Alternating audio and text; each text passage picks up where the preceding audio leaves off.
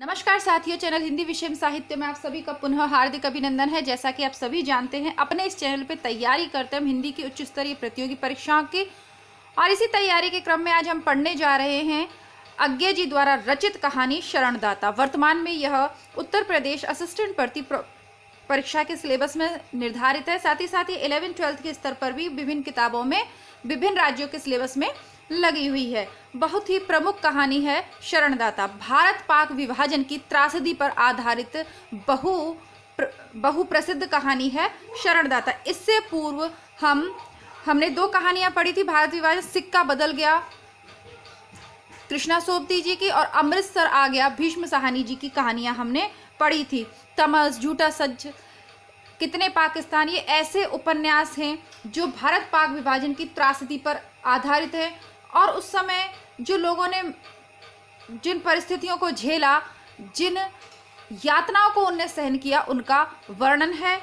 उसी तरीके से इस कहानी में भी हिंदू और मुस्लिम दोनों परिवारों के जो मुखिया हैं, देवेंद्र लाल जी और रफीकुद्दीन जी, वो दोनों ही आपस में बहुत अच्छे मित्र हैं। लेकिन भारत विभाजन होते ही स्वतंत्रता प्राप्ति के लिए मिलकर प्रयास करते हैं।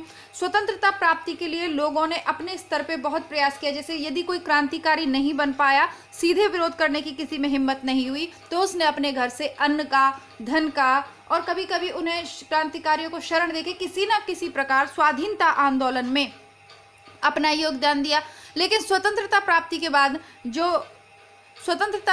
बाद जो जहर भारत की फिजाओं में घुल गया, उसका प्रभाव समाज पर क्या पड़ा, ये भी इस कहानी के माध्यम से हमें जानने को मिलेगा। इसके अलावा उस डर को, उस घुटन को और उन यातनाओं को शायद हम अनुभव कर पाएं जो हमसे पूर्व लोगों ने झेली थी, यानी हमारे पूर्वज कह लीजिए या हमसे बड़े जो भी लोग थे, उन्होंने झेली थी। किस कदर वो डर के साये में जी रहे थे, किस तरीके से मारकाट हुई, कैसे परिवार बिखर गए, ये सब इस विभाजन के कारण हुआ। उसकी त्रासदी को महसूस करने की प्रयास करेंगे इस कहानी के माध्यम से। कहानी थोड़ी सी लंबी है तो थोड़ा जल्दी हमें पढ़ना पड़ेगा, धीरे धीरे पढ़ेंगे तो इसकी 2-3 वीडियोस बनेंगे, ठीक है। अब जल्दी पढ़ने से मेरा तात्पर्य यह है कि मेरी जो थोड़ी रीडिंग स्पीड है वो थोड़ी सी तेज है, ठीक है।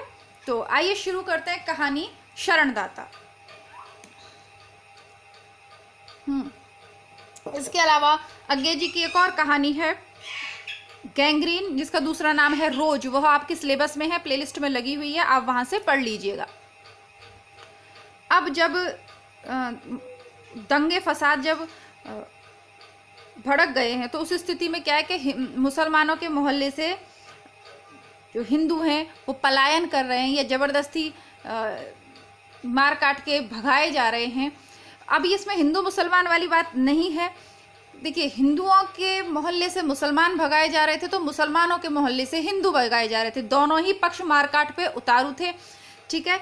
अब होता क्या है कि जब देवेंद्र लाल जी जाना चाहते हैं, तो उनके मित्र रफीकुद्दीन वकील उन्हें रोकना चाहते हैं। यह कभी हो ही नहीं सकता देवेंद्र लाल जी। रफीकुद्दीन वकील की वाणी में आग्रह था, चेहरे पर आग्रह के साथ चिंता और व्यथा का भाव। उन्होंने फिर दोहराया, यह कभी नहीं हो सकता देवेंद्र लाल जी। देवेंद्र लाल जी ने उनके इस आग्रह को जैसे कबूलते हुए पर अपनी लाचारी जताते हुए कहा, सब लोग चले गए, आपसे मुझे कोई डर नहीं, बल्कि आपका तो सहारा है। लेकिन आप जानते हैं कि जब एक बार लोगों को डर जकड़ लेता है और भगदड़ पड़ जाती है, तब फिजा ही कुछ और हो जाती है।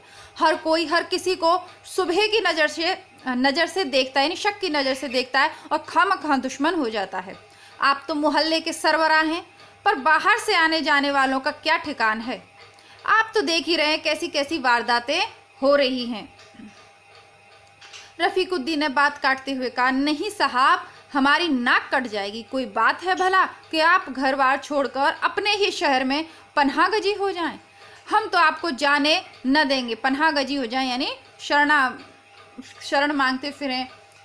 हम तो आपको जाने न देंगे, बल्कि ज़बरदस्ती रोक लेंगे। मैं तो इस मेजॉरिटी का फ़र्ज मानता हूँ कि वह माइनॉरिटी की हिफाजत करे, यानी जो बहु समाज है, जो ज़्यादा समाज है, जो कम समाज के जो लोग रह गए, उनकी वह हिफाजत करे और उन्हें घर छोड़ कर भागने ना दे। हम पड़ोसी की हिफाजत न कर सकें, यदि हम पड़ोसी की हिफाजत न कर सकें तो मुल्क की हिफाजत क्या खाक करेंगे। और मुझे पूरा यकीन है कि बाहर की तो खैर बात ही क्या, पंजाब में ही कई हिंदू भी हैं जहां उनकी बहुतायत है, ऐसा ही सोच कर कह रहे होंगे, आप न जाइए, आपकी हिफाजत की जिम्मेदारी मेरे सिर बस। देवेंद्र लाल के पड़ोस के हिंदू परिवार धीरे धीरे एक एक करके खिसक गए थे। होता यह था कि दोपहर शाम जब कभी साक्षात होता, देवेंद्र लाल जी पूछते, कहो लाला जी या बाऊ जी या पंडित जी, यानी जो उनके पड़ोसी थे, संबोधन थे, क्या सलाह बनाई है आपने।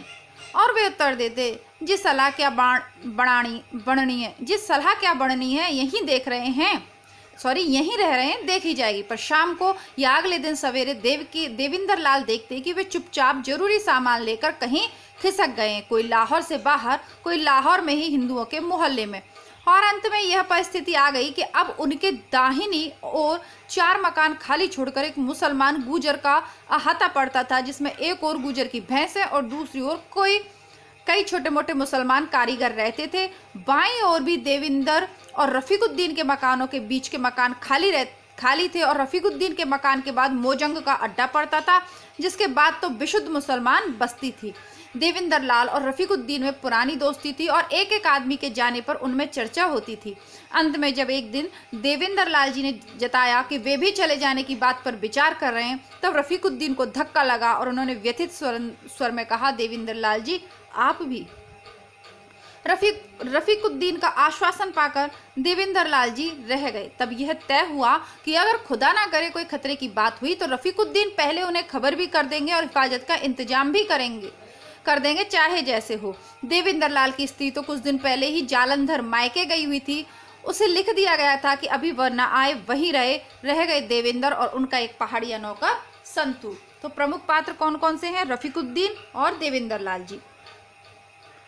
किंतु यह व्यवस्था बहुत दिन नहीं चली। चौथे ही दिन सवेरे उठकर उन्होंने देखा संतू भाग गया है। अपने हाथों चाय बनाकर उन्होंने पी, धोने को बर्तन उठा रहे थे कि रफीकुद्दीन ने आकर खबर दी, सारे शहर में मारकाट हो रही है और थोड़ी देर में मोजंग में भी हत्यारों के गिरोह बंद कर निकलेंगे। कहीं जाने का समय नहीं है। देवेंद्र लाल जी अपना जरूरी और कीमती सामान ले लें और उनके साथ उनके घर चलें। यह बला टल जाए तो फिर घर लौट आवेंगे। कीमती सामान कुछ भी नहीं, गहना छल्ला सब स्त्री के साथ जालंधर चला गया था। रुपया थोड़ा बहुत बैंक में था और ज्यादा फैलाव कुछ उन्होंने किया नहीं था। यूं गृहस्थ को अपनी गृहस्थी की हर चीज कीमती मालूम होती है। देवेंद्र लाल जी घंटे भर बाद ट्रंक बिस्तर के साथ रफीकुद्दीन जी के यहाँ जा पहुंचे। अब जो गृहस्थ व्यक्ति होता है, जो पूरी जिंदगी मेहनत कर करके एक एक सामान को जोड़ता है, वो व्यक्ति, उस व्यक्ति के लिए तो हर सामान कीमती है। अब कोई यदि आपको अचानक ये कह दे कि 1 घंटे में अपना मकान खाली आपको करना है, तो समझ में भी नहीं आएगा कि आपको क्या ले जाना है और क्या छोड़ना है। अब अच्छी बात यह है कि देवेंद्र लाल जी का यहाँ पर परिवार नहीं है साथ में। यदि परिवार हो तो किसे आप पहले बचाएंगे? परिवार को। आप कहोगे परिवार को बचाएंगे, लेकिन परिवार को यदि आपने बचा भी लिया तो उसे खिलाएंगे पिलाएंगे कहाँ? उसके लिए आपको धन की ज़रूरत होगी, है ना। रोटी तो कम से कम अन्न और धन की ज़रूरत होगी, आपको वो भी ले जाना है। तो जो कुछ उस समय हुआ बहुत ही गलत हुआ और पता नहीं कैसे ये उन लोगों ने सहन किया होगा। आगे देखते हैं। तीसरे पहर उन्होंने देखा हुल्लड़ मोजंग में आ पहुंचा है। शाम होते होते उनकी निर्निमेष आंखों के सामने ही उनके घर का ताला तोड़ा गया और जो कुछ था लुट गया। रात को जहां तहां लपटें उठने लगी और भादों की उमस धुआं खाकर और भी गलघोंटू हो गई। रफीकुद्दीन भी आंखों में पराजय लिए चुपचाप देखते रहे कि केवल एक बार उन्होंने कहा, यह दिन भी था देखने को और आज़ादी के नाम पर, या अल्लाह, लेकिन खुदा जिसे घर से निकालता है उसे फिर गली में भी पनाह नहीं देता। ठीक है, ध्यान से पढ़िए पंक्तियों को। खुदा जिसे घर से निकालता है उसे गली में भी पनाह नहीं देता, यानी जिससे लेने पे आ जाता है ना भगवान, फिर सब कुछ ही ले लेता है, और जब देने पे आता है तो छप्पर फाड़ के भी दे सकता है। लेकिन यहाँ खोने की बात हो रही है। आगे बढ़ते हैं। देवेंद्र लाल घर से बाहर तो निकल ही ना सकते। रफीकुद्दीन ही आते लाते, काम करने का तो वातावरण ही नहीं था। वे घूम घामाते, बाजार कराते और शहर की खबर ले आते, देवेंद्र को सुनाते और फिर दोनों बहुत देर तक देश के भविष्य पर आलोचना किया करते। देवेंद्र ने पहले तो लक्ष्य नहीं किया, लेकिन बाद में पहचानने लगा कि रफीकुद्दीन की बातों में कुछ चिंता का और कुछ एक पीड़ा का भी स्वर है जिसे वह नाम नहीं दे सकता। थकान, प्रश्नवाचक चिन्ह, उदासी, विरक्ति, पराजय, न जाने क्या। शहर तो वीरान हो गया था, जहां तहां लाशें सड़ने लगी, घर लुट चुके थे और अब जल रहे थे। शहर के एक नामी डॉक्टर के पास कुछ प्रतिष्ठित लोग गए थे, यह प्रार्थना करके कि वो मोहल्ले में जावें, उनकी सब लोग इज्जत करते हैं, इसलिए उनके समझाने का असर होगा और मरीज भी वे देख सकेंगे। वे 2 मुसलमान नेताओं के साथ निकले, 2-3 मोहल्ले घूमकर मुसलमानों की बस्ती में एक मरीज को देखने के लिए स्टेथोस्कोप निकालकर मरीज पर झुके ही थे कि मरीज के ही एक रिश्तेदार ने पीठ में छुरा भोंक दिया। यानी ये स्थिति हो गई थी, इससे कोई फर्क नहीं पड़ता डॉक्टर है, वो जान बचाने आया है। जिसके घर में वो मरीज को देखने गए उसी के रिश्तेदारों ने या परिवार वालों ने छुरा भोंक दिया। केवल जाति असर कर रही थी कि आप हिंदू हैं या मुसलमान, बाकी कोई चीज़ वहाँ पर असर नहीं कर रही थी। सालों पुराने रिश्ते भी बिखर गए, सिक्का बदल गया। कहानी में हमने शाहानी के दर्द को समझा है। अमृतसर आ गया में भी रेल के एक डिब्बे की कथा के माध्यम से उस दर्द को महसूस किया और पुनः इस कहानी के माध्यम से भी हम उस दर्द का अनुभव बहुत अच्छे से कर सकते हैं, उन स्थितियों का, परिस्थितियों का। आगे बढ़ने से पहले कहना चाहूँगी कि जो विद्यार्थी चैनल पे पहली बार ये वीडियो देख रहे हैं, चैनल को सब्सक्राइब ज़रूर करें। बहुत से विद्यार्थी ऐसे हैं जो नियमित वीडियो देख रहे हैं लेकिन चैनल को सब्सक्राइब करना भूल रहे हैं। आप नए हैं, चैनल की प्लेलिस्ट चेक कीजिए। जितनी भी कहानियाँ, निबंध, नाटक, उपन्यास, पुराने पेपर, नोट्स, हिंदी साहित्य का सरल इतिहास, सभी कुछ चैनल पे उपलब्ध है। बस आपको प्लेलिस्ट चेक करनी है, सब कुछ आपको तैयार मिल जाएगा और बिल्कुल निःशुल्क रूप से आपको मिल जाएगा। जितने भी पद्य, कविताएं आपके सिलेबस में वह भी मिल जाएंगी। मध्यकालीन काव्य हो या आधुनिक कविताएं, सब कुछ आपके सिलेबस के अनुसार प्लेलिस्ट बनी हुई है। प्लेलिस्ट चेक करना है और अपनी तैयारी को आगे बढ़ाना है। सबसे ज़्यादा ज़रूरी, आप चैनल को सब्सक्राइब करके घंटी में ऑल वाला जो ऑप्शन है उसको ज़रूर क्लिक करें ताकि सबसे पहले नोटिफिकेशन आपके पास पहुंचे। और यदि आपको कहानियाँ अच्छी लगती हैं, आपको लगता है कि हाँ चैनल पे कुछ ज्ञानवर्धक या आपके उपयोग की सामग्री है, तो अपने अन्य मित्रों को भी वो वीडियो शेयर कीजिए। आगे बढ़ते हैं। और जो शेयर कर रहे हैं, अपने मित्रों को चैनल से जोड़ रहे हैं, उन सब के लिए मैं धन्यवाद कहती हूँ। आगे बढ़ते हैं। हिंदू मोहल्ले में रेलवे के कर्मचारी ने बहुत से निराश्रितों को, ये 2 घटनाएं जिनके माध्यम से ये आप समझ सकते हैं। एक तो डॉक्टर वाली घटना होगी, अब दूसरी घटना देखिए। जो डॉक्टर वाली घटना है वो किसके साथ हुई है? जो मुसलमान मोहल्ले में हुई है, सॉरी कहाँ हुई है? मुसलमान मोहल्ले में। अब हिंदू मोहल्ले का हाल भी आप देखिए। जैसा कि मैंने कहानी के प्रारंभ में कह दिया था कि कोई ये हिंदू मुस्लिम के वो नहीं है यहाँ पर कोई विवाद। देखिए दोनों ही जैसे नागराज वैसे श्यामनाथ वाली स्थिति है। हिंदू मोहल्ले में रेलवे के कर्मचारी ने बहुत से निराश्रितों को अपने घर में जगह दी थी, जिनके सब घर बार लुट चुके थे। पुलिस को उसने खबर दी थी कि ये निराश्रित उसके घर में टिके हैं, हो सके तो उनके घरों और माल की हिफाजत की जाए। पुलिस ने आकर शरणागतों के साथ उसे और उसके घर की स्त्रियों को गिरफ्तार कर लिया और ले गई। मतलब जिसने शरण दी, उनकी रक्षा करी, उसको भी ले गए और उसके घर की औरतों तक को ले गए। पीछे घर पर हमला हुआ, लूट हुई और घर में आग लगा दी गई। 3 दिन बाद उसे और उसके परिवार को थाने से छोड़ा गया और हिफाजत के लिए हथियारबंद पुलिस के 2 सिपाही साथ किए गए। थाने से 50 कदम के फासले पर पुलिस वालों ने अचानक बंदूक उठाकर उस पर और उसके परिवार पर गोली चलाई। वह और 3 स्त्रियां मारी गईं। उसकी मां और स्त्री घायल होकर गिर गई और सड़क पर पड़ी रहीं। ने एनकाउंटर कर दिया उनका सिर्फ इसलिए कि उन्होंने उनको शरण क्यों दी। पुलिस वाले भी ऐसे नहीं, प्रशासन भी दंगाइयों के साथ था। प्रशासन क्या है? प्रशासन भी तो लोगों का समूह ही तो है। तो वो लोग भी तो जातियों में विभक्त थे, तो वो ऐसा ही आचरण कर रहे थे। उनको गुस्सा थी कि तुमने उनको शरण क्यों दी, मतलब दूसरी कास्ट वालों को शरण क्यों दी। आगे जी लिखते हैं, विषाक्त वातावरण, द्वेष और घृणा की चाबुक से तड़फड़ाते हुए हिंसा के घोड़े, विष फैलाने को संप्रदायों के अपने संगठन और उसे भड़काने को पुलिस और नौकरशाही। देविंदर लाल को अचानक लगता कि वह और रफीकुद्दीन ही गलत हैं, जो कि बैठे हुए हैं, जबकि सब कुछ भड़क रहा है, उफन रहा है, झुलस और जल रहा है। और वे लक्ष्य करते कि वह अस्पष्ट स्वर जो वे रफीकुद्दीन की बातों में पाते थे, धीरे धीरे सब कुछ स्पष्ट होता जाता है। एक लज्जित सी रूखाई का स्वर। अब वो बड़े लज्जित हैं क्योंकि वो उनको लग रहा है कि अब वो आगे देविंदर जी की मतलब मदद नहीं कर पाएंगे, उनको नहीं बचा पाएंगे। हिंदुस्तान पाकिस्तान की अनुमानित सीमा के पास के एक गांव में कई सौ मुसलमानों ने सिखों के गांव में शरण पाई। अंत में जब आसपास के गांव के और अमृतसर शहर के लोगों के दबाव ने उस गांव में उनके लिए फिरासन संकट की स्थिति पैदा कर दी, तब गांव के लोगों ने अपने मेहमानों को अमृतसर स्टेशन पहुंचाने का निश्चय किया, जहां से वे सुरक्षित मुसलमान इलाके में जा सकें, और 200-250 आदमी किरपाने निकालकर उन्हें घेरे में लेकर स्टेशन पहुंचाए। किसी को कोई क्षति नहीं पहुंची। कृपान होता ना उनका हथियार, तो वो लेकर पहुंच गए, किसी को कोई क्षति नहीं पहुंची। घटना सुनाकर रफीकुद्दीन ने कहा, आखिर तो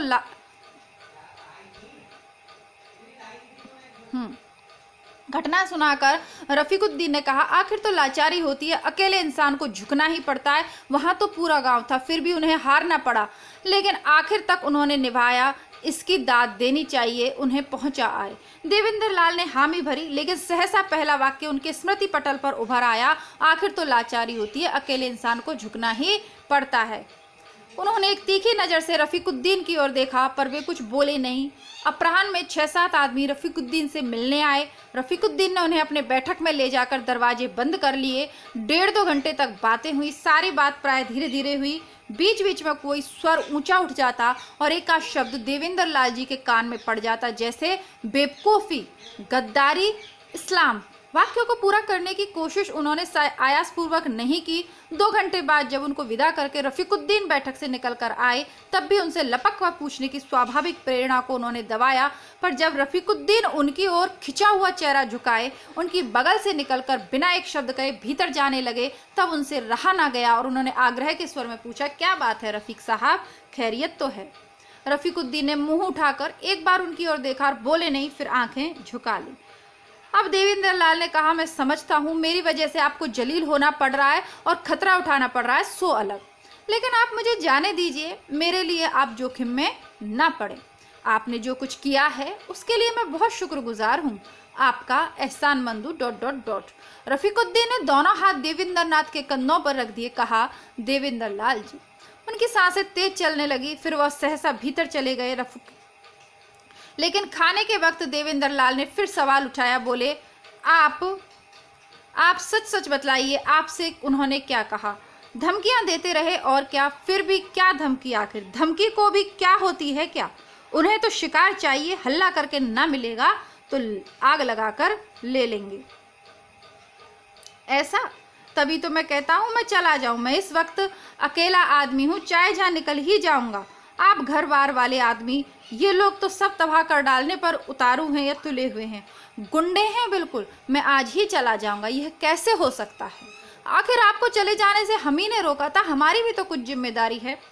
अब देवेंद्र लाल जी कहते हैं कि आपने तो भला चाहकर ही रोका था, उससे आगे कोई जिम्मेदारी नहीं है। रफीकुद्दीन जी कहते हैं, आप जाएंगे कहाँ? देखा जाएगा। नहीं, यह नामुमकिन बात है, किंतु बहस के बाद तय हुआ यही कि देवेंद्र लाल जी वहां से टल जाएं। रफीकुद्दीन और कहीं पड़ोस में उनके एक और मुसलमान दोस्त के यहाँ छिपकर रहने का प्रबंध कर देंगे। वहां तकलीफ तो होगी पर खतरा नहीं होगा, क्योंकि देवेंद्र लाल घर में नहीं रहेंगे। वहां पर रहकर जान की हिफाजत तो रहेगी। तब तक कुछ और उपाय सोचा जाएगा निकालने का। देवेंद्र लाल शेख अताहुल्लाह के अहाते के अंदर पिछली तरफ पेड़ों के झुरमुट की आड़ में बनी हुई एक गैराज में पहुंच गए। तो जिनके यहाँ शरण लिए, जो शरणदाता है, दोबारा दूसरे नंबर पर जो शरणदाता बना है वो कौन है? अताहुल्लाह। ठीक गैराज में तो नहीं, गैराज के बगल में एक कोठरी थी, जिसके सामने दीवारों से घिरा हुआ एक छोटा सा आंगन था। पहले शायद ये ड्राइवर के रहने के काम आती हो। कोठरी में ठीक सामने और गैराज की तरफ के किवाड़ों को छोड़कर खिड़की वगैरह नहीं थी। एक तरफ खाट पड़ी थी, आले में एक लोटा, फर्श कच्चा मगर लिफा हुआ। गैराज के बाहर लोहे की चादर का मजबूत फाटक था, जिसमें ताला पड़ा था। फाटक के अंदर ही कच्चे फर्श में एक गड्ढा सा खुदा हुआ था, जिसकी ओर चूना मिली मिट्टी का ढेर और एक और मिट्टी का लोटा देखकर गड्ढे का उपयोग समझते देर ना लगी। किसके लिए? वो शौचालय बना हुआ एक तरीके से। देवेंद्र लाल जी का ट्रंक और बिस्तर जब कोठरी के कोने में रख दिया गया और बाहर आंगन का फाटक बंद करके उसमें भी ताला लगा दिया गया, तब थोड़ी देर वे हतबुद्धि खड़े रहे। यह है आज़ादी। पहले विदेशी सरकार लोगों को कैद करती थी कि वे आज़ादी के लिए लड़ना चाहते थे। अब अपने ही भाई अपनों को तन्हाई कैद दे रहे हैं, क्योंकि वे आज़ादी के लिए ही लड़ाई रोकना चाहते हैं।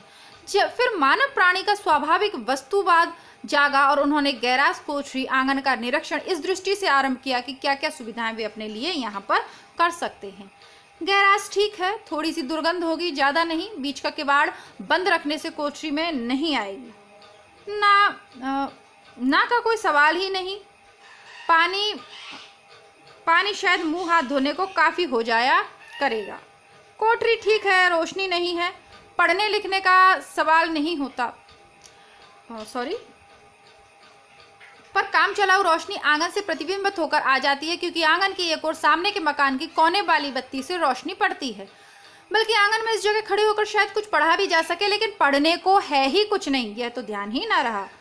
देवेंद्र लाल जी फिर ठिठक गए। सरकारी कैद में तो गा चिल्ला भी सकते हैं, यहाँ तो चुप रहना होगा। उन्हें याद आया, उन्होंने पढ़ा है कि जेल में लोग चिड़िया, कबूतर, गिलहरी, बिल्ली आदि से दोस्ती करके अकेलापन दूर करते हैं। यह भी ना हो तो कोठरी में मकड़ी, चींटा आदि का अध्ययन करके। उन्होंने एक बार चारों ओर नजर दौड़ाई, मच्छरों से भी बंधुभाव हो सकता है, यह उनका मन किसी तरह नहीं स्वीकार कर पाया। अब जैसा कि हम जानते हैं कि अज्ञे हैं, जिनेंद्र हैं, इलाचंद्र जोशी हैं, सुदर्शन जी हैं, ये सभी मनोविश्लेषणवादी कथाकार या रचनाकार हैं। तो व्यक्ति के मन के सूक्ष्म भावों का चित्रण इनकी कहानियों में आपको देखने को मिलेगा। नहीं तो सीधे सीधे ये भारत पाक विभाजन की त्रासदी पर आधारित वही इस तरीके की हो सकती थी, इसने ये कहा, उसने वो कहा, लेकिन वो ना होकर अब वो अपने मन में क्या सोच रहे हैं, किस तरीके से उस छोटे सी कोठरी के वातावरण में अपना सामंजस्य बैठाने की कोशिश कर रहे हैं, उनके मन में उमड़ने घुमड़ने वाले विचारों को यहाँ पर रेखांकित किया है अज्ञे जी ने। आगे ये उनकी रचनाओं की विशेषता है, आगे देखते हैं। वे आंगन में खड़े होकर आकाश देखने लगे, आजाद देश का आकाश, और नीचे से अभ्यर्थना में जलते हुए घरों का धुआं, धूपेन, धपायम, लाल चंदन और रक्त चंदन। अचानक उन्होंने आंगन की दीवार पर एक छाया देखी, एक बिल्लार। उन्होंने बुलाया, आओ आओ, पर वह वहीं स्थिर दृष्टि से ताकता रहा, यानी एक बिल्ला आ गया। जहां बिलार आता है वहां अकेलापन नहीं है। देवेंद्र लाल ने कोठरी में जाकर बिस्तरा बिछाया, थोड़ी देर में निर्द्वंद भाव से सो गए। दिन छिपे के वक्त केवल एक बार खाना आता था, यूं वह 2 वक्त के लिए काफी होता था। उसी समय कोठरी और गैराज के लोटे भर दिए जाते थे। लाता था एक जवान लड़का जो स्पष्ट ही नौकर नहीं था। देवेंद्र लाल ने अनुमान किया कि यह शेख साहब का लड़का होगा। वह बोलता बिल्कुल नहीं था। देवेंद्र लाल ने पहले दिन ही पूछा था कि शहर का क्या हाल है, तो उसने एक अजनबी दृष्टि से उन्हें देख लिया था। फिर पूछा कि अभी अमन हुआ है या नहीं, तो उसने नकारात्मक सिर हिला दिया था और सब खैरियत, तो फिर हिलाया था हाँ। देवेंद्र लाल चाहते तो खाना दूसरे वक्त के लिए रख सकते थे, पर एक बार आता तो एक बार ही खा लेना चाहिए, यह सोचकर वे डटकर खा लेते थे, यानी खूब पेट भरकर खा लेते थे और बाकी बिल्ला को दे देते थे। बिलार खूब हिल गया था, आकर गोद में बैठ जाता, खाता रहता, फिर हड्डी वड्डी लेकर आंगन के कोने में बैठकर चबाता रहता या ऊब जाता तो देवेंद्र लाल के पास आकर घुरघुराने लगता। इस तरह शाम कट जाती थी, रात घनी हो आती थी, तब वे सो जाते थे। सुबह उठकर आंगन में कुछ वर्जिश कर लेते थे कि शरीर ठीक रहे। बाकी दिन कोठरी में बैठे कभी कंकड़ों से खेलते, कभी आंगन की दीवार पर बैठने वाली गौरैया को देखते, कभी दूर से कबूतर की गुटर गूंज सुनते और कभी सामने के कोने से शेख जी के घर के लोगों की बातचीत भी सुनाई पड़ती। अलग अलग आवाजें वे पहचानने लगे थे और 3-4 दिन में ही वे घर के भीतर के जीवन और व्यक्तियों से परिचित हो गए थे। यानी कैसे परिचित हो गए थे? उन आवाजों के माध्यम से जो उन्हें सुनाई देती थी कभी कभी। अब कैसी कैसी आवाजें सुनाई दे रही है इसका भी सूक्ष्म वर्णन देखिए। एक भारी सी जनानी आवाज थी शेख साहब की बीवी की। एक और तीखी जनानी आवाज थी जिसके स्वर में वया का खुरदरापन, धागर की कोई और बुजुर्ग स्त्री। एक विनीत युवा स्वर था जो प्राय पहली आवाज की जैबो नी जैबू पुकार के उत्तर में बोलता था। यानी वो विनीत जो स्वर था, युवा विनीत स्वर, वो किसका था? जैबू नाम से कोई थी उसका था। और इसलिए शेख साहब की लड़की जैबू निस्सा का स्वर था, क्योंकि उसको पुकारा जाता था जैबू जैबू, तो फिर वही आवाज आती थी। तो वो कौन थी? शेख साहब की लड़की जैबू निस्सा। 2 मर्दानी आवाजें भी सुन पड़ती थी। एक तो आबिद मियाँ की जो शेख साहब का लड़का हुआ और जो इसलिए वही लड़का है जो खाना लेकर आता है, इसलिए उसको पहचानते थे। और एक बड़ी भारी और चर्बी से चिकनी आवाज जो शेख साहब की आवाज है। इस आवाज को देवेंद्र लाल सुन तो सकते थे, लेकिन इस बात के शब्दाकार कभी पहचान में न आते। दूर से तीखी आवाजों के बोल ही स्पष्ट समझ आते हैं। जो वजनदार आवाज है वो दूर से नहीं सुनाई देती, जो तेज तीखी आवाज है वो सुनाई देती है। जेबू की आवाज से देवेंद्र लाल को लगाव था। घर की युवती लड़की की आवाज थी, स्वाभाविक आकर्षण से नहीं, बल्कि किस लिए, क्योंकि वह विनीत थी इसलिए। मन ही मन वे जेबुनिस्सा के बारे में अपने उआफों को रोमानी खिलवाड़ कहकर अपने को थोड़ा झिड़क भी लेते थे, पर अक्सर वो यह भी सोचते थे कि क्या यह आवाज भी लोगों की फिराका परस्ती का जहर भरती होगी या भर सकती होगी। शेख साहब पुलिस के किसी दफ्तर में शायद हेड क्लर्क हैं। देविंदर लाल को यहाँ लाते समय रफीकुद्दीन ने यही कहा था कि पुलिसियों का घर तो सुरक्षित होता है, वह बात ठीक भी है, लेकिन सुरक्षित होता है इसलिए शायद बहुत से उपद्रवों की जड़ भी होता है। ऐसे घर में सभी लोग जहर फैलाने वाले हों तो अचंभा क्या। लेकिन खाते वक्त भी वे सोचते खाने में कौन सी चीज किस हाथ की बनी होगी, परोसा किसने होगा। सुनी बातों से वे जानते थे कि पकाने में बड़ा हिस्सा तो उसकी की खुरदरी आवाज वाली स्त्री का रहता था, पर परोसना शायद जेबुनिस्सा के ही जिम्मे था। और यह सब सोचते सोचते देवेंद्र लाल जी खाना खाते खाते कुछ ज्यादा ही खा लेते थे। थोड़ी सी मतलब उनको आत्मीयता हो रही है किसके प्रति, जेबुनिस्सा के प्रति, क्योंकि उसकी आवाज में बहुत विनीत भाव था। खाने में बड़ी बड़ी मुसलमानी रोटियों के बजाय छोटे छोटे हिंदू फुलके देखकर देविंदर लाल के जीवन की एक सरसता में भी थोड़ा सा परिवर्तन आया। मांस तो था लेकिन आज रबड़ी भी थी, जबकि पीछे मीठे के नाम एक आध बार शाह टुकड़ा और एक बार फिरनी आई थी। आबिद जब खाना रखकर चला गया तब देविंदर लाल जी क्षण भर उसे देखते रहे। उनकी उंगलियां फुलकों से खेलने सी लगी। उन्होंने एक हाथ को उठाकर फिर रख दिया। पल भर के लिए अपने घर का दृश्य उनकी आंखों के आगे दौड़ गया। उन्होंने फिर एक दो फुलके उठाए और फिर रख दिए। हठात वे चौंके। 3 फुलकों की तह के बीच में कागज की एक पुड़िया सी पड़ी थी। देविंदर लाल ने पुड़िया को खोला।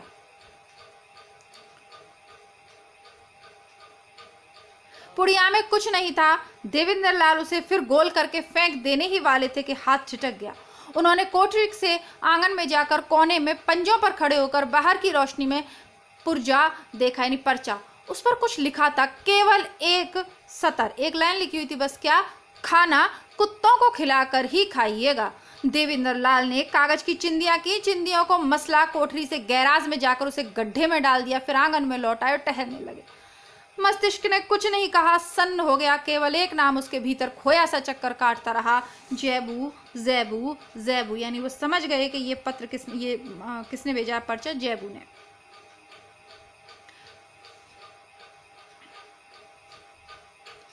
थोड़ी देर बाद फिर वह खाने के पास जाकर खड़े हो गए। यह उनका खाना है, देविंदर लाल का। मित्र के नहीं तो मित्र के यहाँ से आया है, और उनके मेजबान का, उनके आश्रयदाता का, यानी शरणदाता का। जैबू के पिता के कुत्ते यहाँ कहाँ हैं? देविंदर लाल टहलने लगे। आंगन की दीवार पर छाया सर की बिलार बैठा था। देविंदर लाल ने उसे गोद में लिया और पीठ सहलाने लगे। वह गुरगुराने लगा। देविंदर लाल कोठरी में गए, थोड़ी देर बिलार को पुकारते रहे, फिर धीरे धीरे बोले, देखो बेटा, तुम मेरे मेहमान हो, मैं शेख साहब का है ना।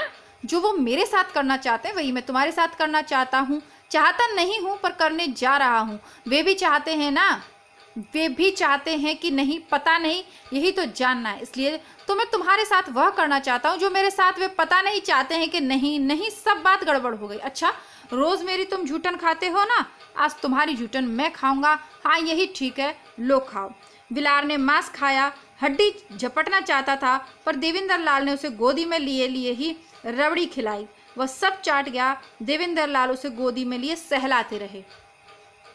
जानवरों में तो सहज ज्ञान होता है, खाद्य अखाद्य का, नहीं तो वे बचते कैसे? सब जानवरों में होता है, और बिल्ली तो जानवरों में शायद सबसे अधिक ज्ञान के सहारे जीने वाली है, तभी तो कुत्ते की तरह पलती नहीं। बिल्ली जो खा ले वह सर्वथा खाद्य है, और यूँ बिल्ली सड़ी मछली खा ले जिसे इंसान ना खाए, वह एक और बात है, वो दूसरी बात है। सबसे ज्यादा ज्ञान ये तभी तो पालतू बन के नहीं रहती। सहसा बिलार जोर से गुस्से में चीखा और उछलकर गोद से बाहर जा कूदा। चीखता गुर्राता सा कूदकर दीवार पर चढ़ा और गैराज की छत पर जा पहुंचा। वहां से थोड़ी देर तक उसके कानों में अपने आप से ही लड़ने की आवाज आती, उनके कानों में उसके अपने आप से ही लड़ने की आवाजें आती रहीं। फिर धीरे धीरे गुस्सा का स्वर दर्द के स्वर में परिणित हुआ, फिर एक करुण रियाट में, एक दुर्बल चीख में, एक बुझती हुई सी कराह में, फिर एक सहसा चुप हो जाने वाली लंबी सांस में। मर गया। देविंदर लाल फिर खाने को देखने लगे। वह कुछ साफ साफ दिखता हो सो नहीं, पर देविंदर लाल जी की आंखें निस्पंद उसे देखती रहीं। आज़ादी, भाईचारा, देश, राष्ट्र। एक ने कहा कि हम जोर करके देखेंगे और रक्षा करेंगे, पर घर से निकाल दिया।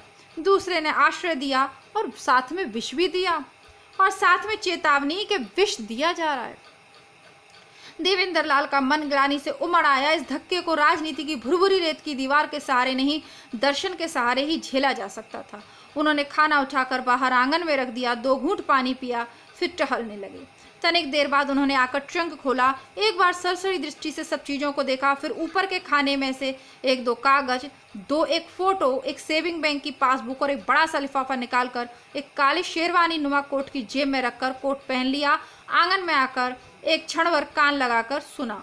फिर वह आंगन की दीवार पर चढ़कर बाहर फांद गए और बाहर सड़क पर निकल आए। वे स्वयं नहीं जान सके कि कैसा। अब वो कैसे आ गए? देखिए, जब आदमी को अपनी जान बचानी होती है ना, तो वो दीवार सब कूद जाता है। उन्हें नहीं पता कि वो कैसे उस दीवार को कूद गए बिना किसी उसके सीढ़ी वगैरह के, लेकिन वो कूद जाते हैं क्योंकि उनको पता चल गया कि यहाँ जान की हिफाजत नहीं है। इसके बाद अज्ञे जी लिखते हैं कि इसके बाद की घटना नहीं है। घटनाएं सब अधूरी होती हैं, पूरी तो कहानी होती है। कहानी की संगति मानवीय तर्क या विवेक, ये कला या सौंदर्य बोध की बनाई हुई संगति है, इसलिए मानव को दिख जाती है और वह पूर्णता का आनंद पा लेता है। घटना की संगति मानव पर किसी शिक्त की, कह लीजिए काल या प्राकृत या संयोग या देव या भगवान की बनाई हुई संगति है, इसलिए मानव को सहसा नहीं भी दिखती। इसलिए इसके बाद जो कुछ हुआ और जैसे हुआ वह बताना ज़रूरी नहीं। इतना बताने से काम चल जाएगा कि 1.5 महीने बाद अपने घर का पता लेने के लिए देवेंद्र लाल अपना पता देकर दिल्ली रेडियो से अपील करवा रहे थे कि तब एक दिन उन्हें लाहौर की मुहर वाली एक छोटी सी चिट्ठी मिली। तो अब क्या है कि यानी कुल मिलाकर वो बच निकले हैं, है ना। ये अच्छी बात है। अच्छी बात तो क्या है, परिवार सब उजड़ गए बहुत लोगों के, लेकिन इस कहानी में ये बच गए हैं। तो फिर वो रेडियो से अपनी मुनादी करवाते हैं, तो उसके उत्तर में, प्रत्युत्तर में लाहौर की मुहर वाली, यानी समझ आता है कि लाहौर से आई चिट्ठी मिलती है। आप बचकर चले गए, इसके लिए खुदा का लाख लाख शुक्र है। मैं मानती हूँ कि रेडियो पर जिनके नाम आपने अपील किए वे सब सलामती से आपके पास पहुँच आएँ। मैं मैं आशा करती हूँ वे सब सलामती से आपके पास पहुँच जाएं। अब्बा ने जो किया या करना चाहा उसके लिए मैं माफ़ी मांगती हूँ और यह भी याद दिलाती हूँ कि उसकी काट मैंने ही कर दी थी। एहसान नहीं जताती, मेरा कोई एहसान आप पर नहीं है। सिर्फ ये इल्तिजा करती हूँ कि आपके मुल्क में अक़लियत का कोई मजलूम हो तो याद कर लीजिएगा। इसलिए नहीं कि वह मुसलमान है, इसलिए कि आप इंसान हैं। खुदा हाफिज। यानी वो जैबू होती है जो उनको ये लिखती है। अब वो उनसे आग्रह करती है कि बस इतना करना कि यदि जैसे आपकी मदद मैंने की है वैसे ही अगर कोई मुसलमान उस तरफ भी अगर इस तरीके की जिसे मदद की ज़रूरत है, आप उसके शरणदाता बनिएगा। ऐसी वो उनसे अपील करती है। ऐसा नहीं जताती कि मैंने आपको बचाया, बस वो अपील करती है। कहते हैं ना कि यदि किसी ने आपके साथ अच्छा किया है तो आप किसी और के साथ अच्छा करिए, और इस तरीके से चेन बनती जाएगी लंबी सी। देवेंद्र लाल की स्मृति में शेख अताउल्लाह की चर्बी से चिकनी भरी आवाज गूंज गई, जैबू जैबू। और फिर गैराज की छत पर छटपटाकर धीरे धीरे शांत होने वाले विलार की वह दर्द भरी करहा जो केवल एक लंबी सांस बनकर चुप हो गई थी, उन्होंने चिट्ठी की छोटी सी गोली बनाकर चुटकी से उड़ा दी। और इसी के साथ हमारी ये कहानी समाप्त होती है। ठीक है, और अब मिलेंगे कल। 1-2 कहानी और बची हैं आपकी। बाकी जो विद्यार्थी नए हैं प्लेलिस्ट चेक करते रहिए। सबसे पहले वह कहानी वाली प्लेलिस्ट आप पूरी कर लीजिए तो आपके सिलेबस का एक पार्ट कंप्लीट हो जाएगा। ठीक है, मिलती हूँ कल एक नई कहानी के साथ। तब तक के लिए नमस्कार, धन्यवाद, जय हिंद। जो भी कहानियाँ पुरानी रह गई हैं लगातार उनको पढ़ते रहिए। और इन कहानियों के लिए ज़रूरी नहीं है कि हिंदी वाले विद्यार्थियों को ही आप इन्हें शेयर करें, अपने परिवारजनों को, मित्र रिश्तेदारों को ये कहानी शेयर करें ताकि लॉकडाउन के अवसर पर थोड़ा सा अच्छा साहित्य वो पढ़ पाएँ। धन्यवाद।